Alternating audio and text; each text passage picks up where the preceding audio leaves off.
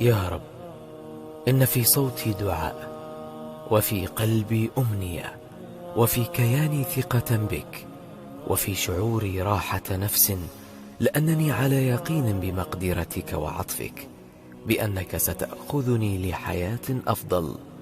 ولن أقول علمتني الحياة، فمنك قوتي وتفاؤلي واجتهادي، ومنك الطريق وإليك الطريق، ومن كتابك نتعلم، وعلى نهج نبيك نمضي بالحياة، فقربنا إليك يا رب.